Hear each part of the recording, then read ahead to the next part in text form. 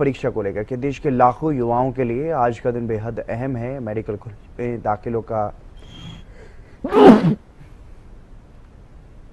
Medical college में दाखिले का रास्ता तय करने वाली नीट यूजी परीक्षा आज देश भर में आयोजित की जा रही है।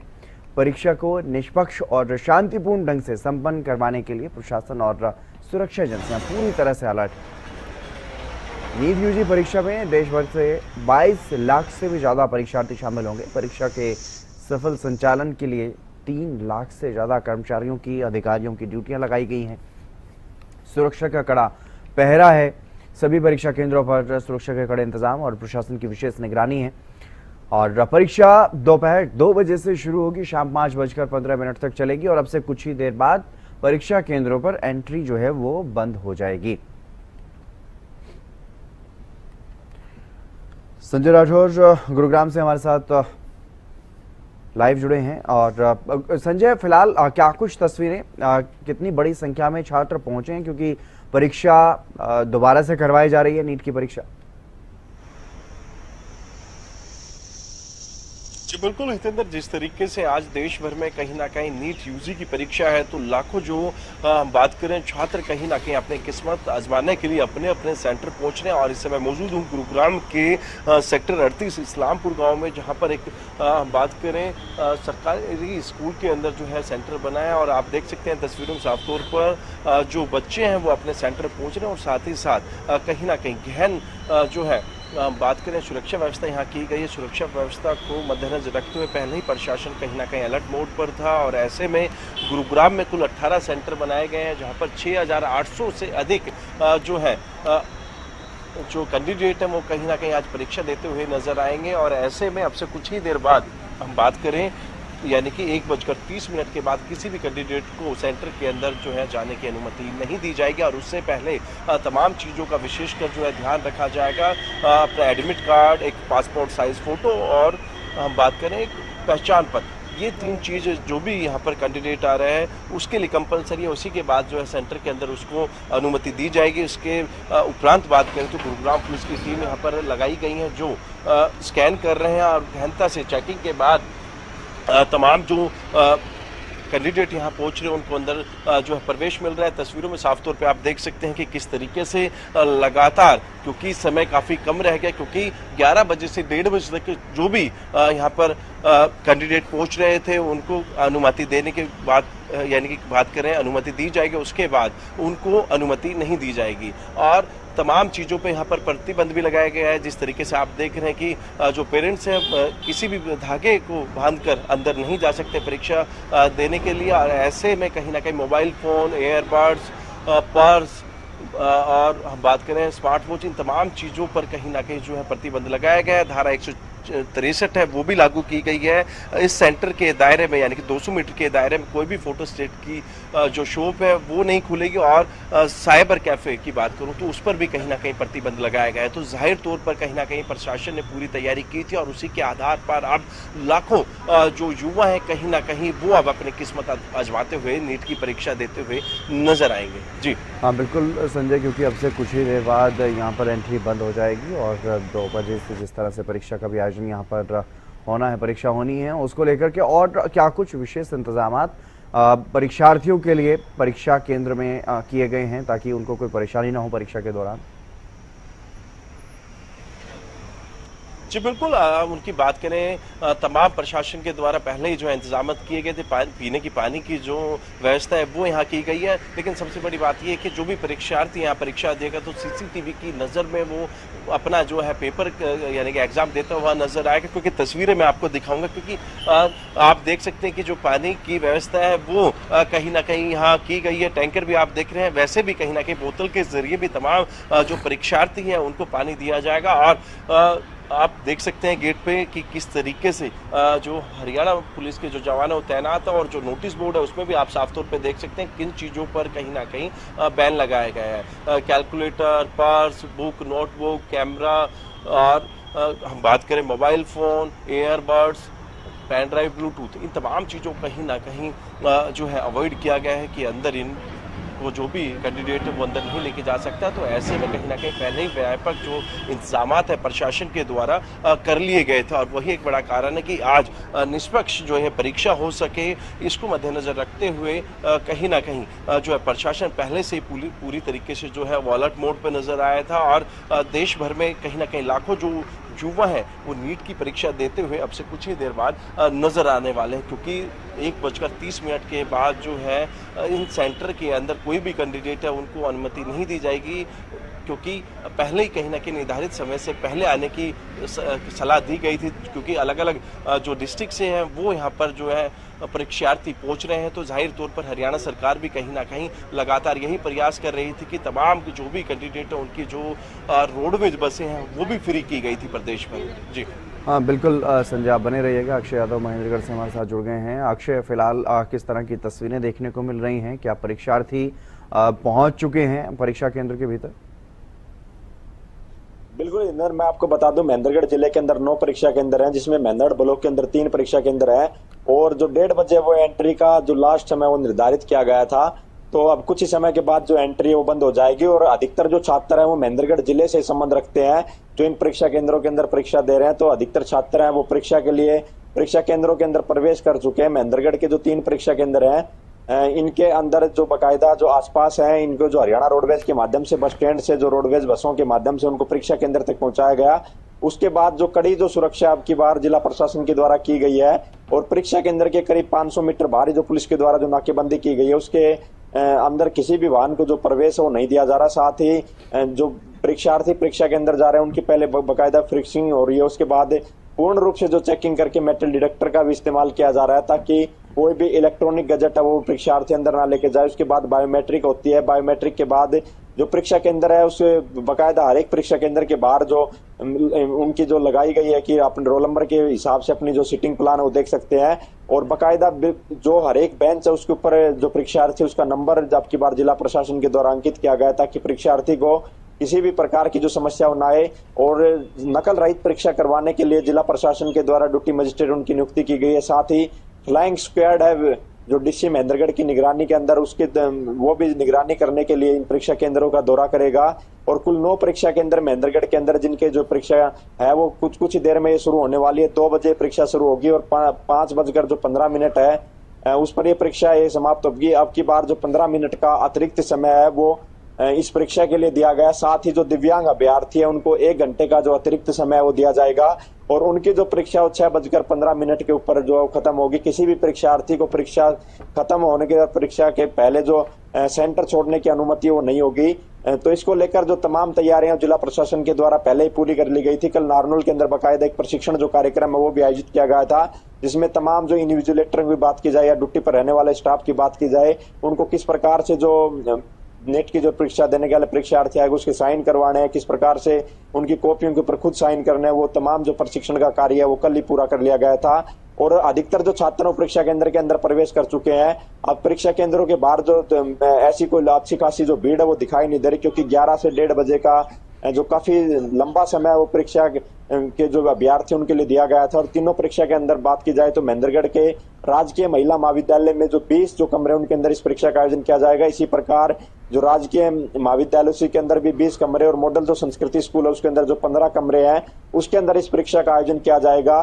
और इंटरनेट की जो पूर्ण रूप से जो बाध्यता है वो परीक्षा केंद्रों के अंदर लगाई गई है, वहां पर बाकायदा जैमर का प्रयोग किया गया है और प्रत्येक जो परीक्षा केंद्र के अंदर जो सीसीटीवी कैमरे उनकी व्यवस्था की गई है और बाकायदा उसका जो कंट्रोल रूम है एक कंट्रोल रूम वहीं स्थापित किया गया है और एक हेड ऑफिस के अंदर जो कंट्रोल रूम है उसका जो वहां से भी निगरानी करने के लिए जो टीम है वो बैठाई गई है ताकि पूरी निष्पक्ष तरीके और पारदर्शी तरीके से इस परीक्षा उसका आयोजन किया जा सके। जी बिल्कुल अक्षय, क्योंकि ज़्यादातर अभ्यर्थी जो हैं वो परीक्षा केंद्रों के भीतर जा चुके हैं अपनी परीक्षा के लिए, लेकिन क्या कुछ कहते हुए नजर आए? किस तरह का रिएक्शन परीक्षार्थियों का देखने को मिला क्योंकि दूसरी बार उन्हें एक ही एग्जाम देने के लिए आना पड़ रहा है?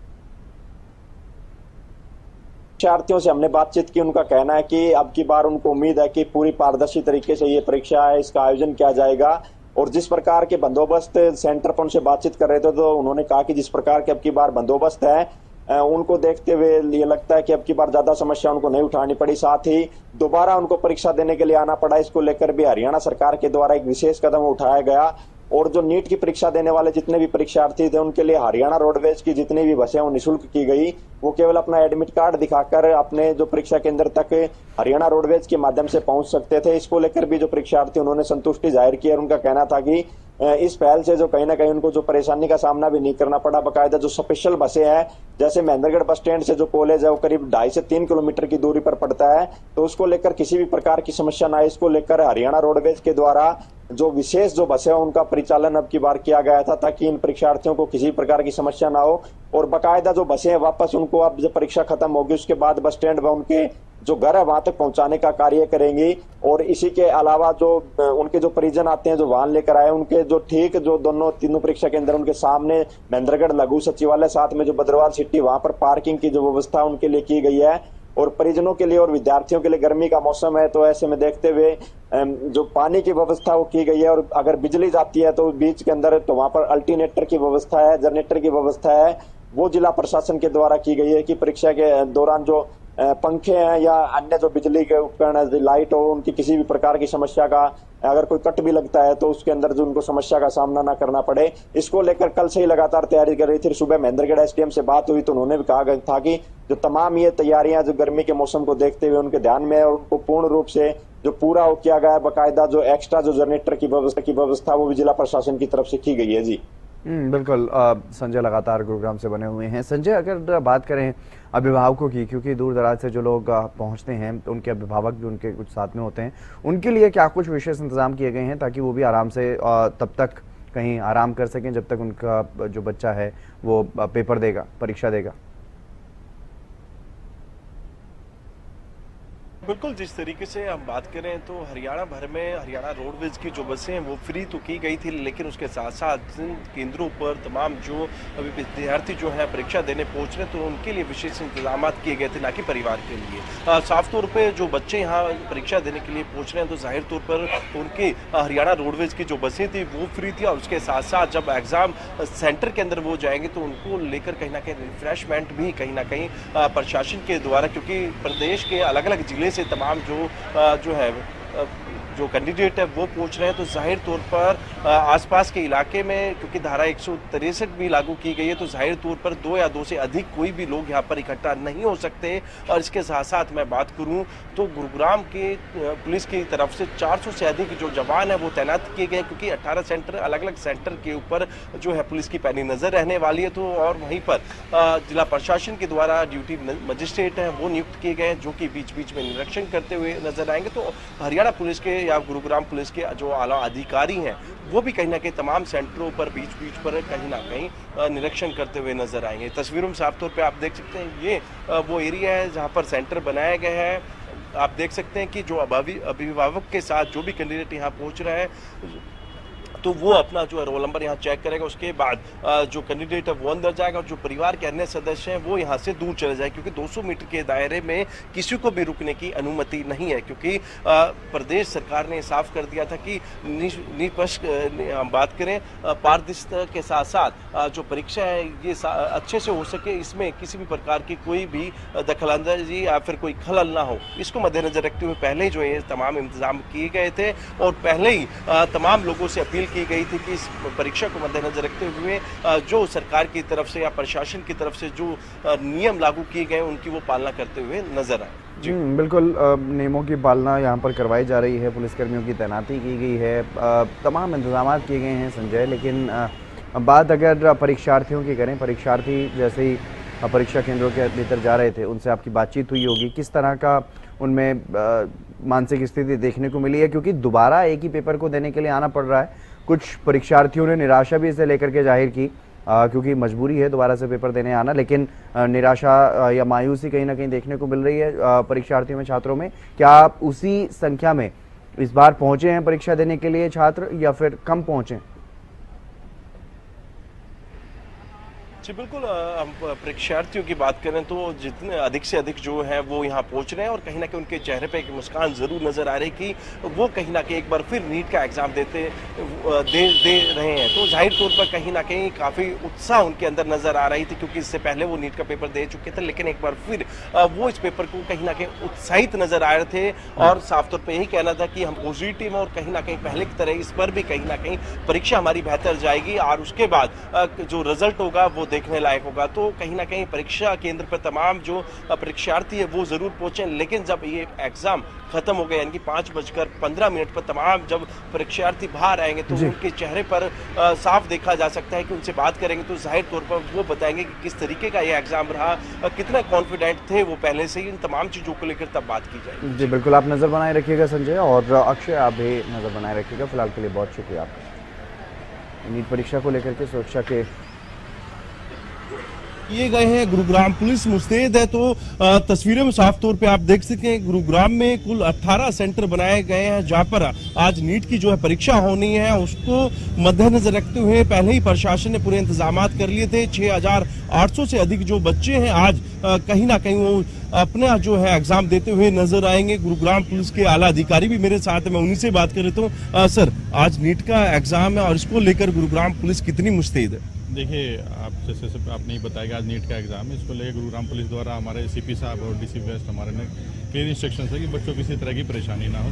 हमने पुलिस लगाई है एज पर द जो स्टूडेंट की स्ट्रेंथ है, फ्रिस्किंग प्रॉपर हो रही है और जो भी एनटीएस की गाइडलाइन है उसके द्वारा ही हमारे द्वारा चेकिंग की जा रही है और बच्चों को अंदर भेजा जा रहा है। सर, बात करें सुरक्षा व्यवस्था एक महत्वपूर्ण कहीं ना कहीं विषय हो जाता है, और इस एग्जाम की बात करें तो कुल कितने सेंटर गुरुग्राम में बनाए गए हैं और आपके एरिया की बात करूं तो देखिए, टोटल गुरुग्राम में 18 सेंटर्स हैं।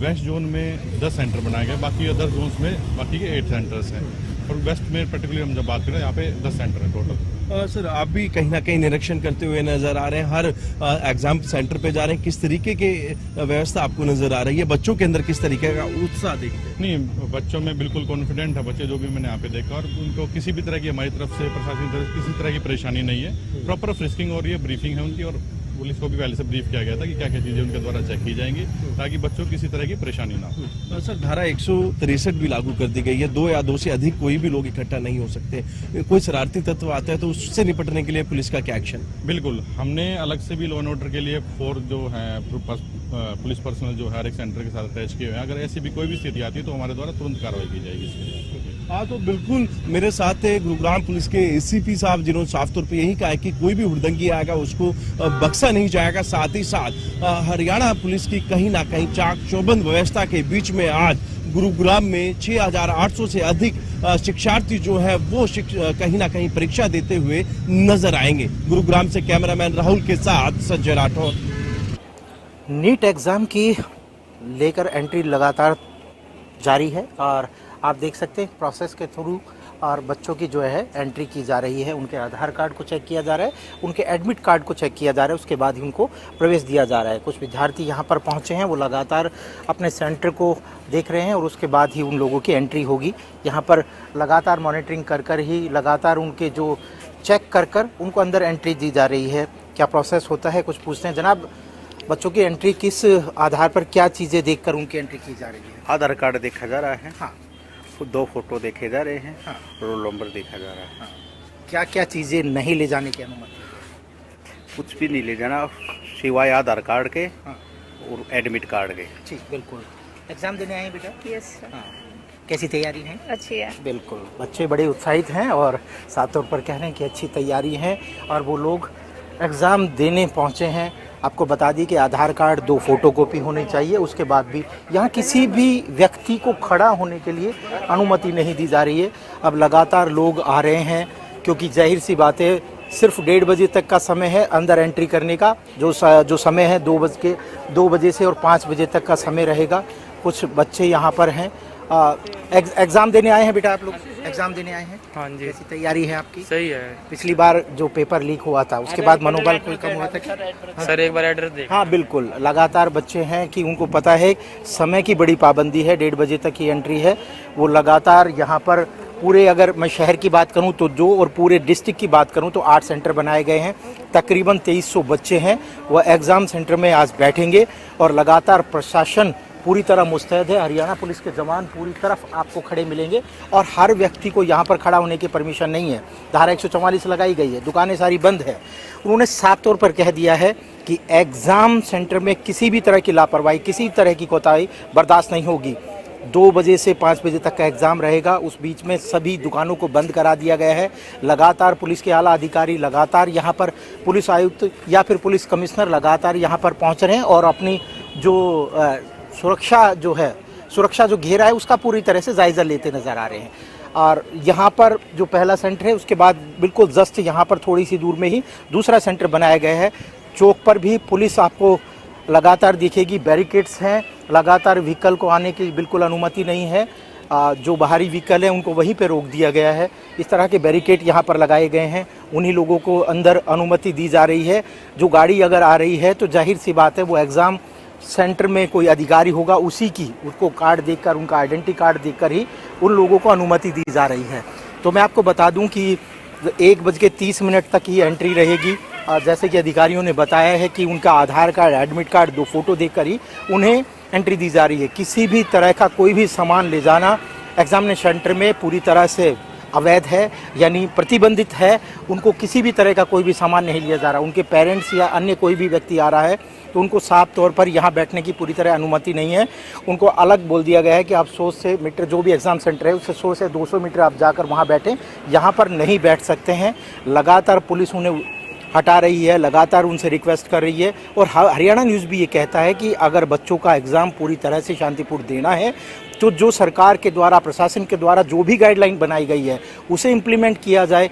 लगातार बच्चे यहाँ पर पहुँच रहे हैं, लगातार एग्ज़ाम सेंटर पर पहुँच रहे हैं। जैसे ही ये बच्चों की जो एंट्री है वो लगातार है, उनको पता है 11 बजे से 1:30 बजे तक इन बच्चों की एंट्री होगी और 1:30 बजे के बाद में पूरी तरह से एंट्री को बंद कर दिया जाएगा। 2 बजे से एग्ज़ाम शुरू होगा, 2 से 5 का एग्ज़ाम है। पेपर एग्ज़ाम देने आए हैं आप लोग? कैसी तैयारी है बेटा? अच्छी तैयारी है मेरी। अच्छी तैयारी। हाँ। पिछली बार एग्ज़ाम लीक हुआ था तो जाहिर सी बात है मनोबल कहीं ना कहीं टूटा होगा। हाँ, पिछली बार भी आपने दिया है? हाँ, दिया था। कैसी तैयारी है? बहुत अच्छी, पिछली बार से भी अच्छी है, टाइम मिल गया और ज़्यादा। हाँ। सरकार से, प्रशासन से क्या कहेंगे आपकी? प्रशासन से यही कहेंगे कि इसको एग्ज़ाम कंडक्ट कराने के लिए नई टेक्नोलॉजी लेके आई जाए। जैसे अब की बार एयरफोर्स का यूज़ हो रहा है।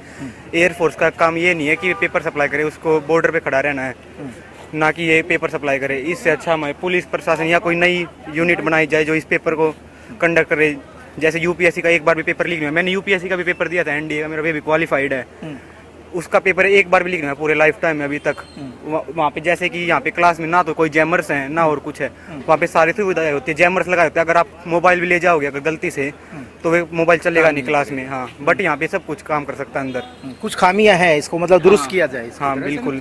बिल्कुल। ये युवा है जो जाहिर सी बात है सरकार को भी एक मैसेज कन्वे कर रहे हैं कि एयरफोर्स के द्वारा, हेलीकॉप्टर के द्वारा ये एग्ज़ाम सेंटर पर तो कम से कम पेपर ले जाया जा रहा है, लेकिन और हाईटेक सुविधाएं होनी चाहिए। उन्होंने साफ तौर पर कहा जैमर का उपयोग होना चाहिए एग्ज़ाम सेंटर पर। अगर गलती से भी कोई बच्चा अगर मोबाइल या इलेक्ट्रिक आइटम कोई ले जाता है तो वो पूरी तरह से बैन हो जाए या उसको लॉक कर दिया जाए। तो जाहिर सी बात है एग्ज़ाम को देखकर कहीं ना कहीं लगातार जो सुविधाएं हैं वो देखना चाहिए और लगातार वो सारी चीज़ें हैं वो बारीकी से प्रशासन है या फिर जो सरकार है वो पूरी तरह से मॉनिटरिंग भी कर रही है। नीट एग्ज़ाम चलिए बुलेटिन